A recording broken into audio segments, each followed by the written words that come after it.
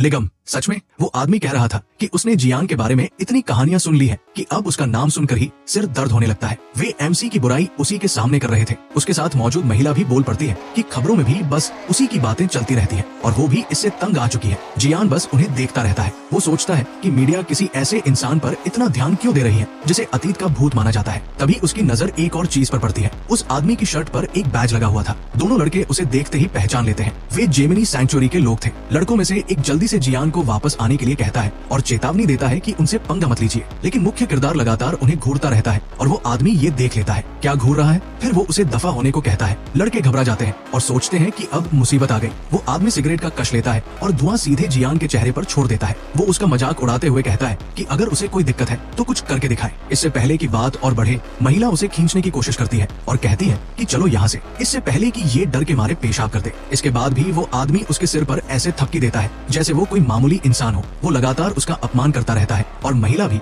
उसके साथ हंसती रहती है। फिर वो तिरस्कार से पूछता है कि लोग इतने कमजोर संत को आखिर पसंद क्यों करते हैं। वो तो यहाँ तक सवाल उठा देता है कि क्या मुख्य किरदार कभी सच में संत था भी या नहीं। यही बात आखिरकार मुख्य किरदार के सब्र का बांध तोड़ देती है। लड़कों में से एक घबराकर याद दिलाता है ये लोग जेमिनी के डिसाइपल्स हैं, वो भी ए रैंक से ऊपर वाले। लेकिन एमसी उसकी बात अनसुनी करके उन्हें कायर कह देता है। वो आदमी मुड़कर पूछता है ये बात मेरे लिए कही थी। जियान उससे भी ज्यादा तीखा अपमानजनक जवाब देता है जिससे साफ हो जाता है कि हाँ, बात उसी के लिए थी। तब वो आदमी सीधे उसके सामने आकर खड़ा हो जाता है और कहता है कि दोबारा बोल कर दिखाए। उसे यकीन ही नहीं हो रहा था कि बिना किसी मना वाले एक आम इंसान की इतनी हिम्मत कैसे हो सकती है। जियान जवाब देने की भी जरूरत नहीं समझता। वो बस उसकी पेशानी पर उंगली से हल्का सा झटका मारता है। उसी एक झटके से वो आदमी बेहोश होकर दूर जा गिरता है। उसका शरीर जोरदार धमाके के साथ टकराता है और आसपास बड़ा विस्फोट हो जाता है। महिला सदमे में खड़ी रह जाती है। दोनों लड़के अपनी आंखों पर यकीन नहीं कर पाते कि उन्होंने अभी क्या देखा। जियान बस अपने सामने का नजारा देखकर मुस्कुरा देता है। अब वो महिला सच में डर चुकी थी। मुख्य किरदार उस महिला को टोकते हुए कहता है कि उसे पता था कि वो उसकी पीठ पीछे क्या करने वाली थी। उसने पहले ही अपने हाथ में आग की मैजिक इकट्ठा कर ली थी और पीछे से उस पर हमला करने की कोशिश की थी, लेकिन उसका कोई फायदा नहीं था।